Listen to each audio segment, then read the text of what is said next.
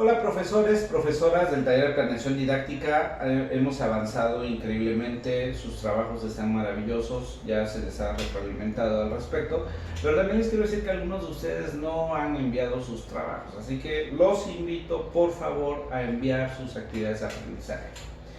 El día de ayer dimos inicio al último tema que se llama diseño de la planeación didáctica, donde nuestro propósito es comprender la metodología para la elaboración de la planeación didáctica. Así que vamos a dar inicio.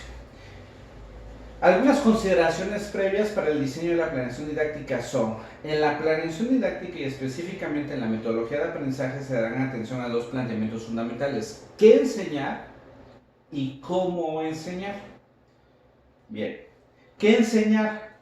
Se enseña a partir de los contenidos curriculares. ¿Qué es esto? Los planes y programas establecidos por la legislación educativa. Todos los niveles educativos, ya sea de preescolar, de instituciones públicas o instituciones particulares, tienen planes de estudio definidos, desde la educación básica hasta la educación superior. Sin embargo, aquí es importante mencionar que el educador o educadora organiza el conocimiento, es decir, define los alcances, pero además puede reorganizar esa estructura en cómo están definidos los contenidos a abordar. Aquí en este punto, el educador o educadora organiza el conocimiento. Me parece que ya no es necesario hacer más comentarios porque tiene que ver con el campo epistemológico en el que ustedes ya pudieron introducirse. Significado de los dos puntos anteriores: el que educa deberá conocer amplia y profundamente el objeto de estudio a enseñar. Esa es una de las grandes complicaciones, de las grandes complejidades a las que yo me he enfrentado en estos cursos de planeación didáctica. Los maestros, las maestras que están en preescolar, que están en primaria en los diferentes grados, que están en secundaria en los diferentes grados, que están en bachillerato en los diferentes grados, que están en universidad, un sector importante desconoce el objeto de estudio a enseñar. Y una causa de esto, una consecuencia de esto, es que cuando no hay instrucciones claras, porque se desconoce, evidentemente los niños, las niñas, los adolescentes, los jóvenes van a estar confundidos. Entonces, el profesor debe conocer amplia y profundamente el objeto de estudio que va a enseñar. 4. Esta organización del conocimiento deberá considerar las características del contexto, las características en la que está nuestra aula, en la que está nuestro centro escolar, las características del lugar, las características de la población, y además conocer la etapa del desarrollo en la que se encuentran nuestros estudiantes. Como yo comentaba anteriormente, no es lo mismo enseñar en preesco, en primero, segundo, tercero, cuarto, quinto, sexto de primaria, en secundaria. Puede haber un maestro excelente, genial en secundaria, porque conoce la etapa del desarrollo en la que se encuentra un maestro enérgico, con una estructura muy firme, no estoy diciendo que inflexible, firme, con un carácter bastante fuerte en el sentido de equilibrio, que conoce cómo tratar al adolescente, cómo crear vínculo. Pero eso no quiere decir que pueda ser un buen profe en preescolar, porque en preescolar los niños tienen características totalmente diferentes, necesidades totalmente diferentes. ¿Ok? Bien. También es importante considerar los saberes previos del estudiante y además la cantidad y la calidad de estructuras cognitivas que se requieren para ese aprendizaje. ¿Qué quiere decir? Que lo que yo voy a plasmar en mi planificación didáctica, ¿verdad? Lo que yo quiero que ellos aprendan, porque es lo que corresponde en ese momento, va a ser el resultado de algo bien interesante. Yo quiero preguntarles, ¿cuántas veces nos hemos preguntado por qué les está costando tanto trabajo a mis estudiantes? ¿Por qué no están aprendiendo? Y nos podemos hacer muchos planteamientos, pero voy a poner un texto que ustedes ya debieron haber leído, porque este texto yo se los puse para que lo leyeran completo, pero no quiere decir que tengan que hacer un resumen, solamente quiero que lo lean con conciencia, que lo lean a profundidad. Fíjense lo que este párrafo dice: Novak, a partir de los trabajos de Ausubel sobre la asimilación de los conocimientos, nos dice que el nuevo aprendizaje depende de la cantidad y de la calidad de las estructuras de organización cognitivas existentes en la persona. Novak, a partir de los trabajos de Ausubel sobre la asimilación de los conocimientos, nos dice que el nuevo aprendizaje depende de la cantidad y de la calidad de las estructuras de organización cognitivas existentes en la persona. Este concepto de asimilación de los conocimientos también es parte de la epistemología genética de Jean Piaget. Acuérdense, de la asimilación de los conocimientos, una cosa es, entendieron y vemos que están realizando los ejercicios, que están captando, están asimilando, pero eso no quiere decir que esa información que se está asimilando se acomode en la estructura cognitiva. ¿Por qué? Porque ahí depende precisamente de la cantidad y la calidad de estructuras de organización cognitivas. Si nosotros queremos que el estudiante comprenda, ¿no?, el verbo, comprenda tal o cual cosa, ¿qué implica previamente que pueda comprender? ¿No? Entonces, acuérdense también, maestros, que es importante saber que cuando nosotros estamos acompañando un proceso de formación, no solamente es en la dimensión cognitiva, sino también en la dimensión social, en la dimensión emocional. Entonces, nosotros debemos tener una visión bastante amplia del proceso de aprendizaje. Entonces, ojo, maestros, nuestros estudiantes van a aprender eso que necesitan aprender siempre y cuando tengan la cantidad y calidad de estructuras de organización cognitivas. De lo contrario, no van a aprender. ¿Estamos de acuerdo? Muy bien, seguimos.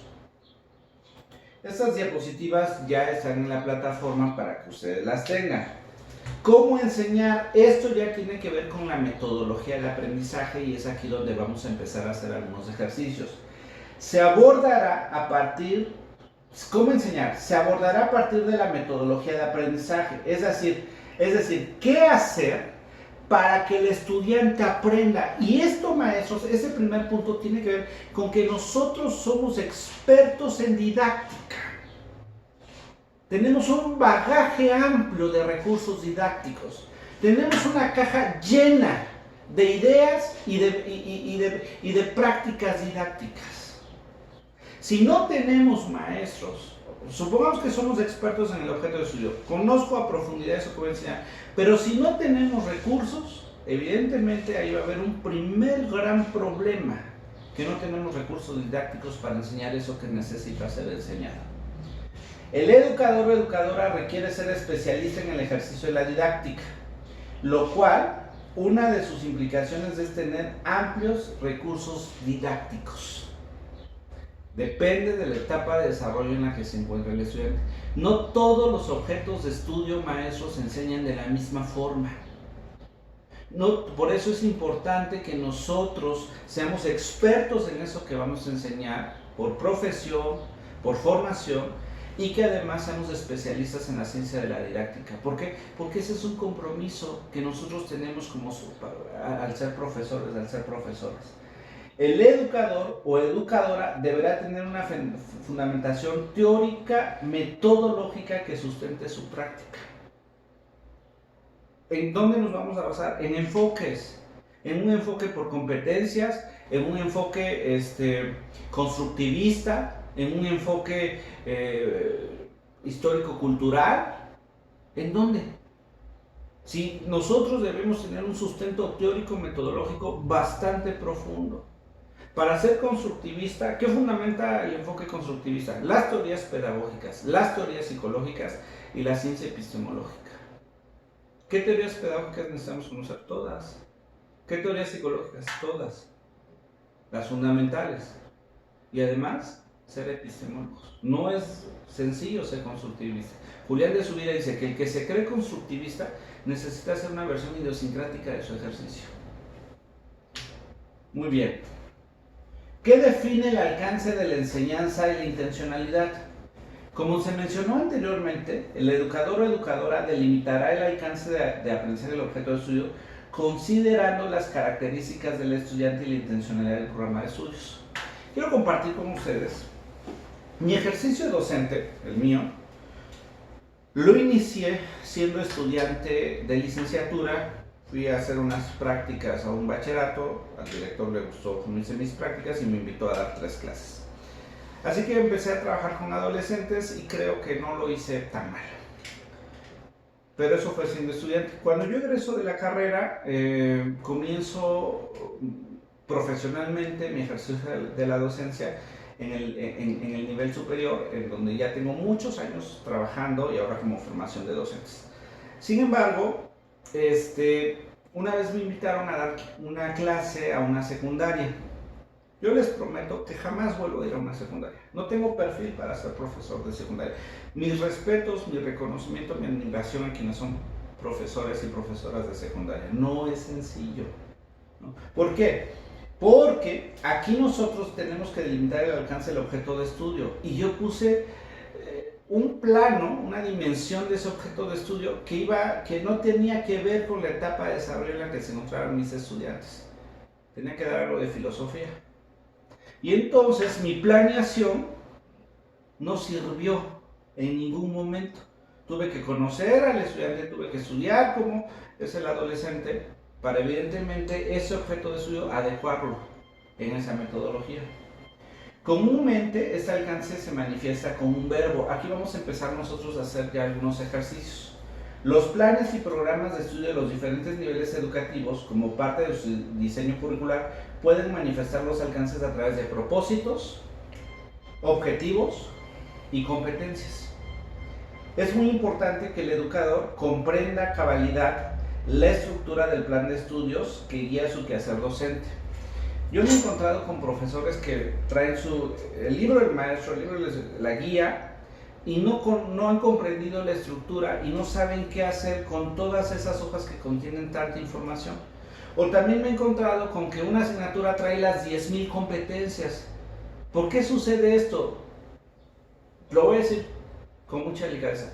Porque quienes hacen los materiales no tienen ni idea de cómo funciona. Piensan que mucho es mejor y no es cierto. A veces con poner un verbo y poner un alcance ya es demasiado trabajo.